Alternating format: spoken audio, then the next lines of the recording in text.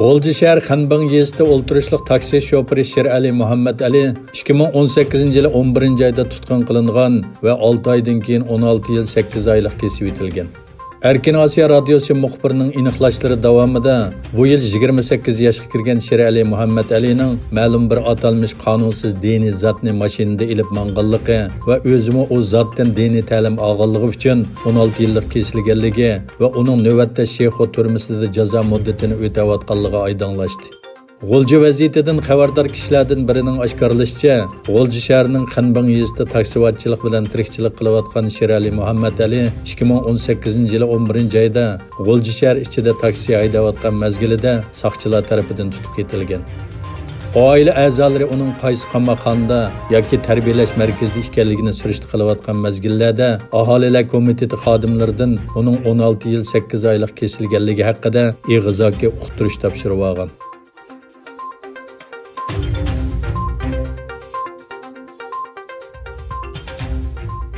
Xitoy doiralari Sharqi Turkistonda Uyg'urlarni turli bahonalar bilan yig'ilish lagerlari va turmalarga qamash bilan birga atalmış yordam berish nomida Xitoylarni ko'chirib kelishni kuchaytirdi. Xitoy taratqullarining xabar qilishicha, yaqinda 249 nafar Xitoy o'qituvchi Qumul viloyatidagi o'rta va boshlang'ich maktablarga o'rnashtirilgan. Xitoy bir tarafdan Sharqi Turkistonda oliy maktab professorlari boshchiligida o'qituvchilar va ziyolilarni naq tutqun qilib jazo lagerlariga qamasa, yana bir tarafdan 10 ming o'qituvchi yordam plani nomida Xitoylarni turkumlab Sharqi Turkistonga ko'chirmoqda.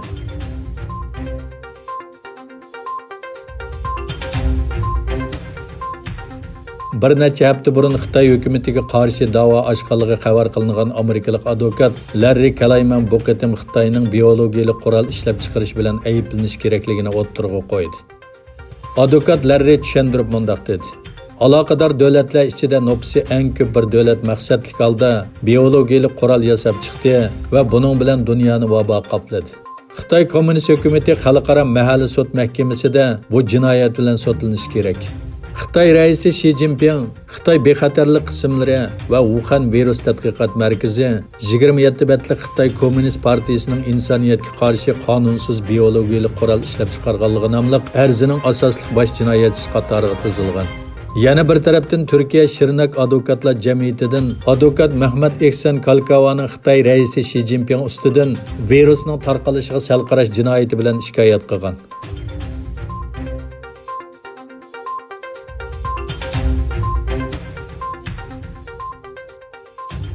Xalqaro pul fondi tashkiloti IMF'ning raisi Kristalina Georgieva yangi tipdagi Xitoy virusining tarqalishi sababidan yer shari iqtisodining eshishining bu yil manfiy songa tushadiganligini ta'kidlab mundaq dedi. Biz cho'ng kasatchilikdan bu yangi eng nachar iqtisodiy tarixga duch kelyapmiz. 2020-yillik atiyazlik uchirishdan ilgari Georgieva krizisga taqobil turish yer shari iqtisodining muhim nuqtasi nomli nutq so'zladi.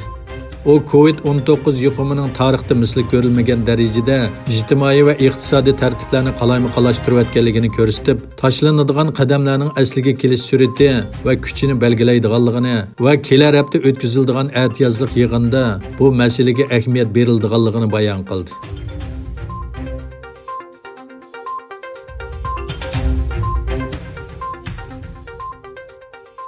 Türkiye İçki İşler Ministri Süleyman Soylu xizmetidan istifa berganligini jakalagandan keyin Cumhur Reis axborot ishxonasi bayonot e'lon qildi.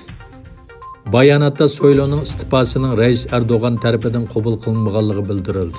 Bayonotda yana bir amaldorning istifa berishini o'zining ixtiyori, ammo oxirgi qaror prezidentimizga tava, Ichki ishlar ministrimizning istifosi qabul qilinmadi, vazifasini davomlashtirdi deyildi. Süleyman Soylu o'zining Twitter hisobida qilgan bayonotida juma kuni kechda 2 kunlik ko'chaga chiqishni cheklash buyrug'i e'lon qilingandan keyin yuz bergan voqealarni o'zining istifa berishining sababi sifatida ko'rsatgan edi.